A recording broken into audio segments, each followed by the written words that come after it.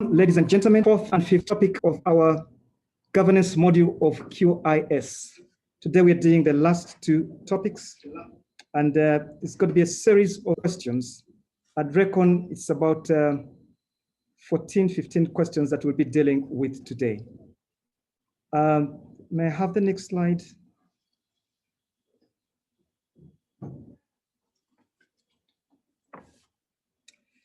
So today we'll be talking about the effective function of the board. And the last one would be, missed that, but that's fine. The effective function of the board, and they're going to be a series of standards, 9 of them.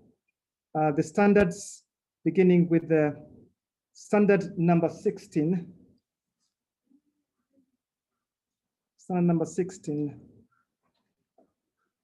which is that the board identifies risks facing the organization, or this church, or the school for this matter, and takes steps to manage them. Standard number 17, the board has appropriate mechanisms for writing and amending policy.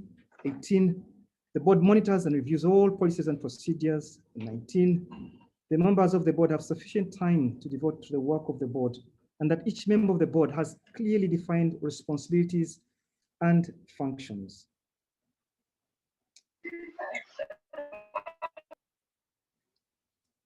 Look at another set of standards. 20. Within the board, the following functions are performed by nominated people. You have a person who chairs the board. You have a person who keeps meetings, minutes of meetings and proceedings, and shares them with different other stakeholders. You have a person who takes responsibility for ensuring financial accountability, and a person who focuses on child protection and safeguarding. Those four functions are crucial for us. The board meets regularly to ensure that organizations or church or school project is operating according to its vision and values and goals. And then 22, that every meeting is an agenda that has been set out and it is accurate, and the decisions agreed on are acted upon. We have 2 more standards to go, I guess.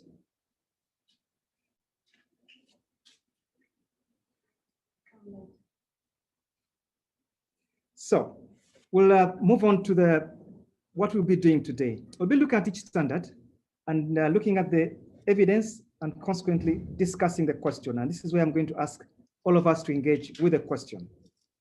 This standard number 16, the evidence that you have it is a written assessment of risks within the last 2 years, action points arising from the risk assessment, and a risk register. Those are the evidences of the existence of that standard in your school. Let's have the discussion question. Okay, and this is the question that I put to all of us. Why is it important to identify risks facing the school for this matter? Any thoughts? And there'll be a mic, and you can write in the chat, but you could also unmute and tell us.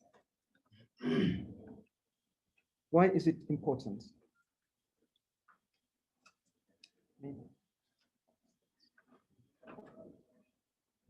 Why is it important to have a risk register?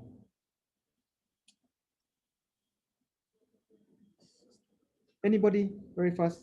Yes. Having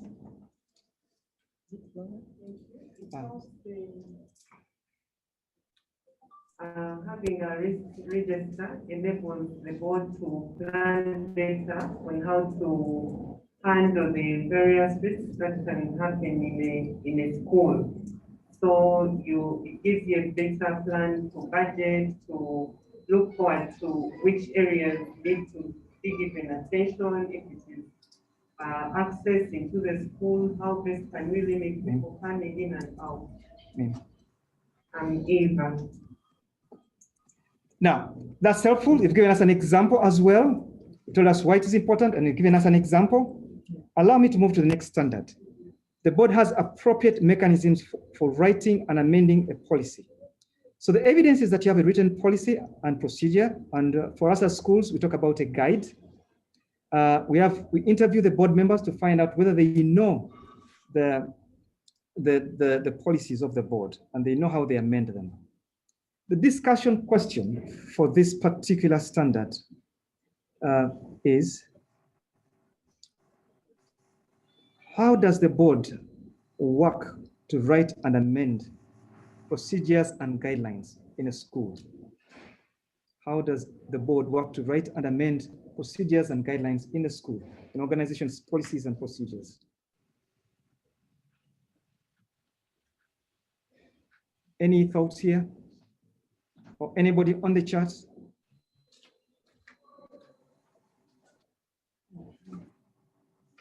And the reason I'm asking this is also because the board, we find that they don't sit at the school all the time. And yet we are saying they're responsible for making sure that these are in place. How does it do it? In the same breath, you can talk about how management and staff could be involved. They'll kill those two birds with one stone.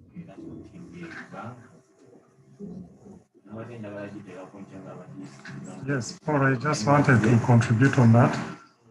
My name is Prosper. The board is not in the day-to-day management of the school. Yeah. They meet once or twice a term. Now, depending on what has been transpiring, maybe there is a problem, maybe they have noted a loophole, then they review the existing maybe procedure, and then they agree on how to improve on it and address them. Okay, thank you very much. Lawrence, do you want to add something to this question? It is related because I wanted to talk about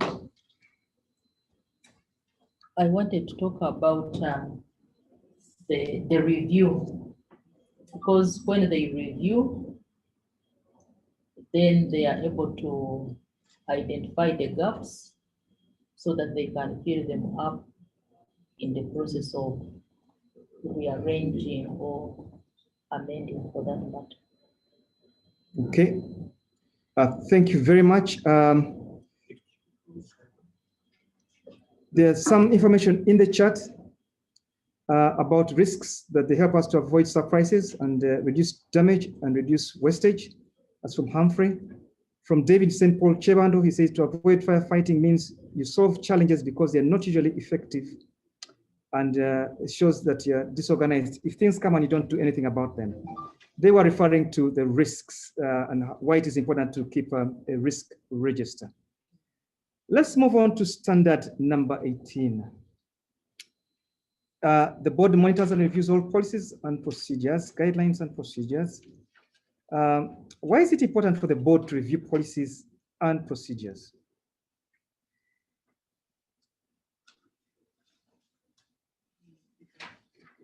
And the second question to that is that when they do that, there's got to be evidence that it was done. Why should we, and why should there be evidence?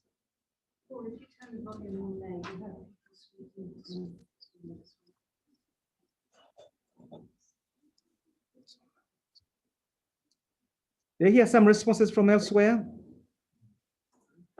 Yes, I wish to state that policies should be reviewed because either methods may change on how to address some issues, or situations change. For example, there may be a policy that does not favor the current situation of COVID. So if at all there is a possibility of making some changes in the policy, then it should be done to address the challenge and to suit the situation. And then there should be evidence so that someone doesn't claim that he's not aware of the change of policy, of what has been changed in the policy document. Thank you very much. That was David from St. Paul Chebando. Standard number 19. The members of the board and SMC or BOG have sufficient time to devote to the work of the board. That each member of the board has clearly defined responsibilities and functions. We can find out whether they know what they are doing through interviews with the board, but we could also look at minutes of meetings and completed actions. The question in relation to this standard are three questions. What are other examples of functions that must be on an SMG, SMC, a board? Are there any other functions that people think about? Apart from the ones we've talked about. Okay. What other functions do they execute? Let me have all the three questions, then we have responses. How else can board members provide time to effectively execute their function apart from the regular meetings? Yes. And then on the function, yeah. Edwin Soke from Lucas Municipal Council, the board has work to do on disciplinary matters, explaining the human resource component of the institution is part of the board's function. Thank you very much, Edwin. There's one from here from Florence. Florence, if you're loud enough from here, we could hear you. Yes, another function, because we have employees from government, especially the teachers, and maybe some non-teaching staff like the pastors, the secretaries, or the case of secondary schools.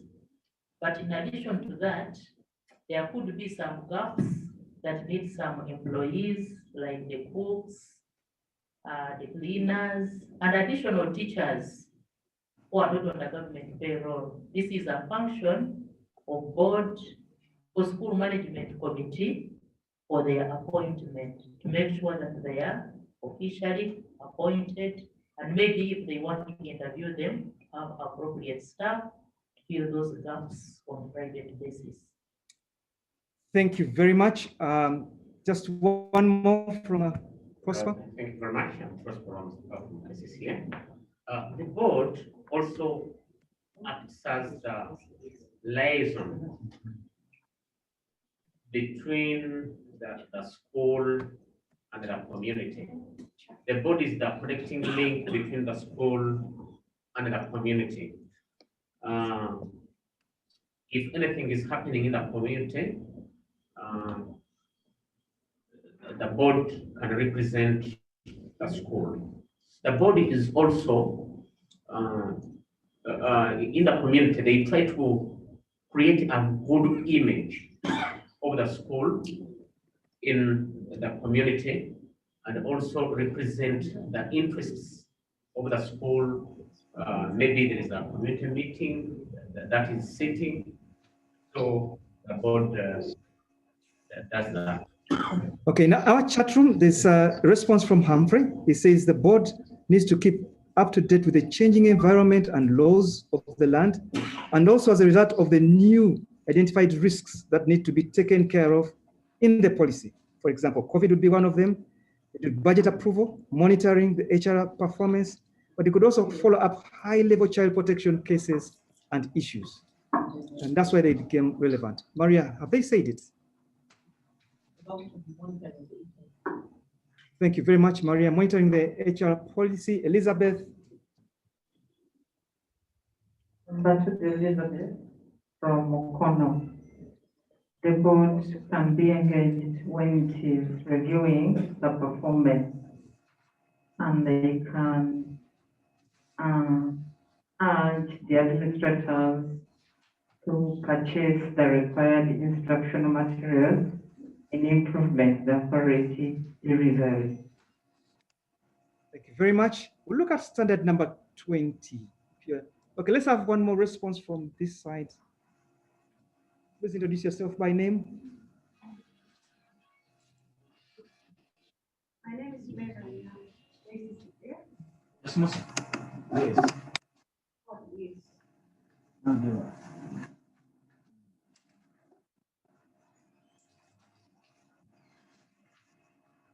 Kalali, wanga abadde ankubira nti takulaba okusoma basinga bali.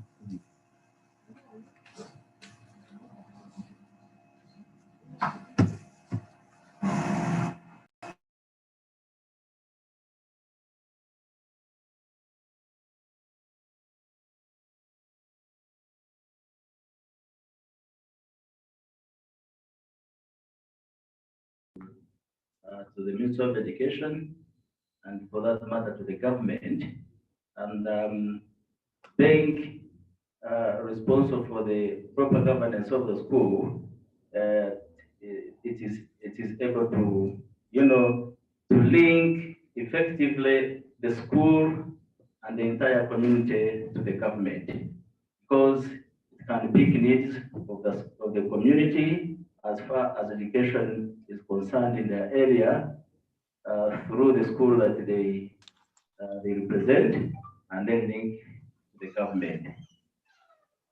Thank you very much, Drake. One of our colleagues, I realize, Jonathan Whitlock, if you can stay online, you'll probably be able to hear us formally.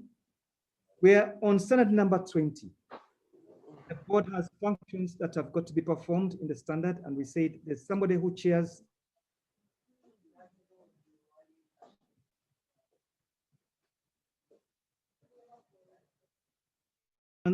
one on child protection.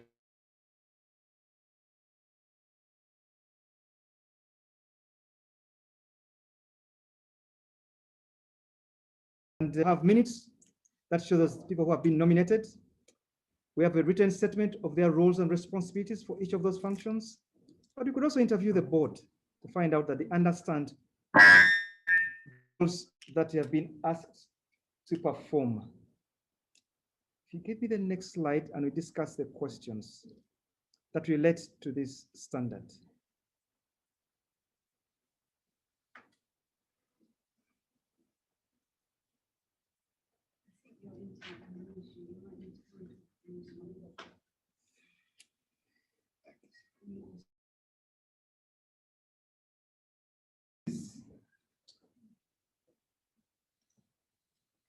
What other function could be added onto this list? We talked about the 4 functions: sharing, taking minutes,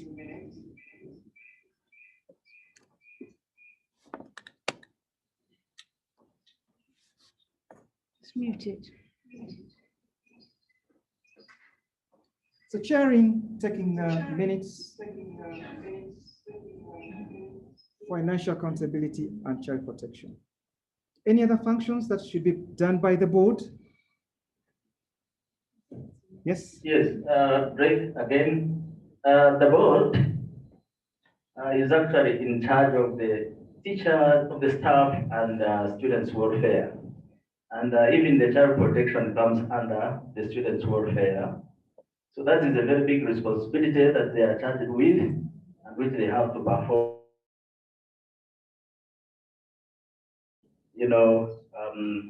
Move on and create a good learning environment which can favor academic excellence. Thank you very much. Yes, Eva, introduce yourself. And Thank you. This is Eva, SCA. As Rick was winding up, he talks about academic, because their main role is to see that the school is performing very well. So there has to be an academic committee specifically to handle the performance, and also the disciplinary team, the one that will handle issues of indiscipline of the teachers and then the students. thank you very much. Academics and discipline issues have been added into a function. Yes, Prosper, one more. I'm Prosper again. I think another critical role that should be played by the board is resource mobilization and fundraising. Thank you very much. Most boards fail because they don't have enough resources. Equally, many school programs fail because they don't have enough resources. The members of the board have these are people who are contacts from within and from abroad that can help raise resources. Thank you very much. And the resource mobilization function. Is there one more? Okay, just the last one. I also think putting in place control measures. For example, the finances, they put in place control measures so that the money is not misused. Thank you very much. Introduce yourself once again. You are Now, was somebody from Wakiso. from Wakiso, and you work with us Education officer. education officer from.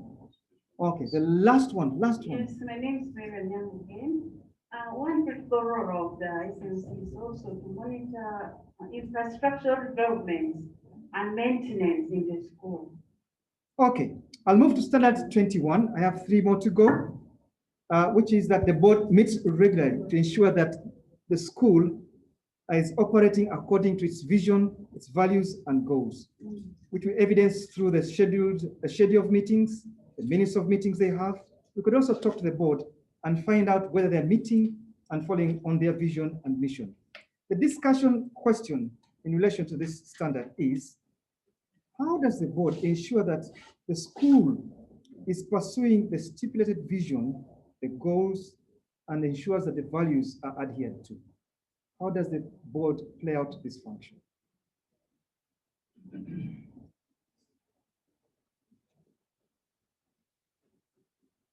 Yes, by ensuring that recruits the right human resource at the right time and placing it in the right places. So the board has to identify the right human resource at the right time it is needed, and also enabling that human resource to carry out the expected duties by allocating adequate funding to it. Okay. Board getting the right people on the bus to pursue the vision and mission of the organization. Yes, Drake? Yes, to ensure that the shared vision is pursued effectively, and then the goals are finally attained, the board has a big responsibility of first putting in place a strategic plan that is aligned to the vision and mission of the institution. Thank you. So strategic plan becomes number 1, Okay. put in place. Strategic plan in place. Let's hear from St. Paul in Chebando. St. Paul Chebando has Well, I had lowered my hand because I was just going to talk about putting in place what I would call a development plan, and then so that it is in line with the values and goals of the mission of the school. That's what I was going to say, but Mr. Drake has already mentioned. Mr. Drake has mentioned that he was, St. Paul was thinking about a development plan, which is in line with the vision and the values and goals of the organization. Let me start with Mr. Kayemba here. In line with the development plan is by setting standards which are in conformity with the institutional culture to guide performance. Okay. Yes. Standards in line with the institutional culture to guide performance. And finally, yes, Mr. Prosper. I want to continue where Brett stopped about the strategic plan.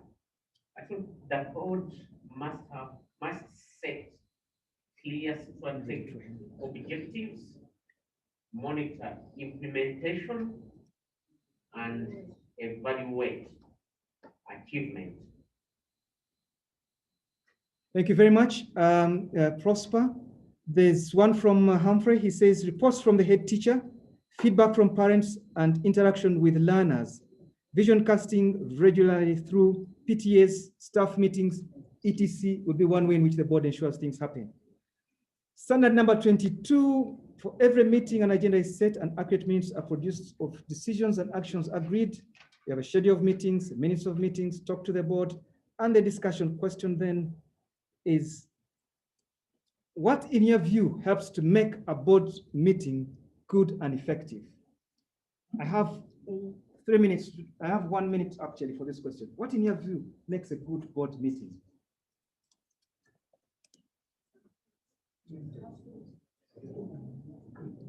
Thank you very much.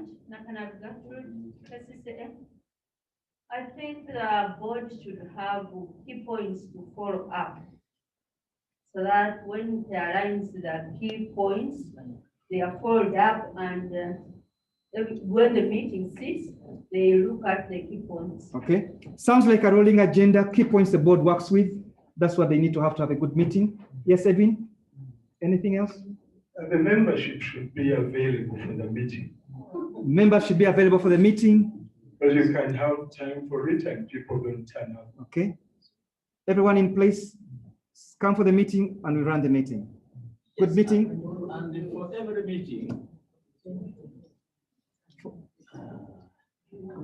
for every meeting, that is conducted, a proper record of minutes must be kept. There's another one from on the line which says short agenda, effective board chairperson, share paperwork in advance. Then you'll have a good meeting. 23. Board members do not serve indefinitely without being re-elected to their position. I think the agenda should be achievable. It might be short but difficult to achieve. And it sets the bar so high.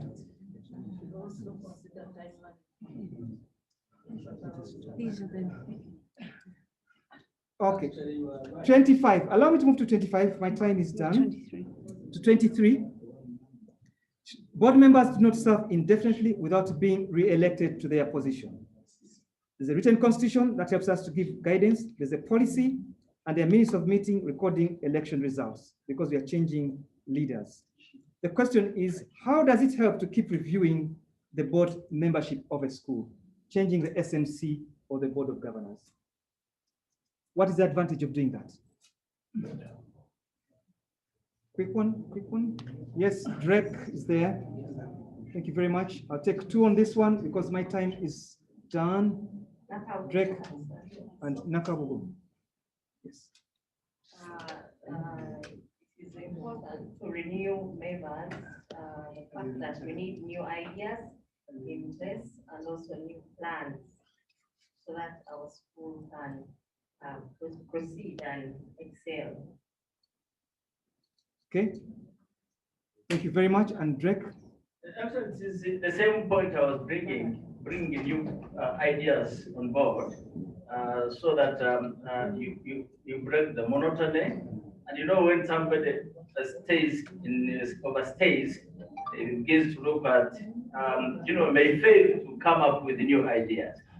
But when you have new people, then they come in and they look at the whole situation and they have a mind of changing the situation, and that's how the new ideas are generated. Okay, new members, new ideas, so that we can make sure that we grow. Let me do the last one, people. Family relationships within the board and staff of the organization or of the school are made known. We want to make sure that those are known. Evidence, there's a written record. Question here, what does it help to declare interests? What does it help to declare interests?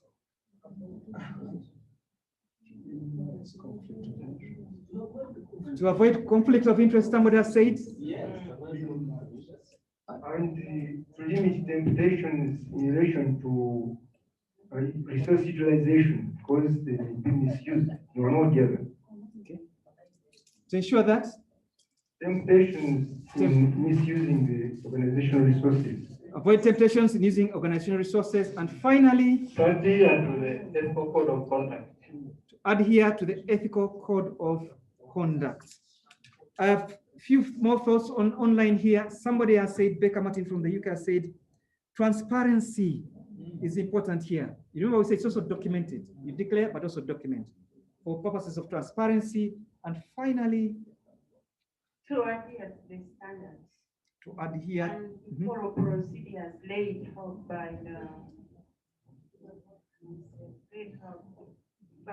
law. Okay. To govern them, to govern their functions so that they are always specific to what they are supposed to. Thank you very much. To adhere to standards stipulated in the law and in the act, as we've been discussing in the last 2 days. We want to bring our webinar to a close. It's now about 30 minutes past the time we agreed.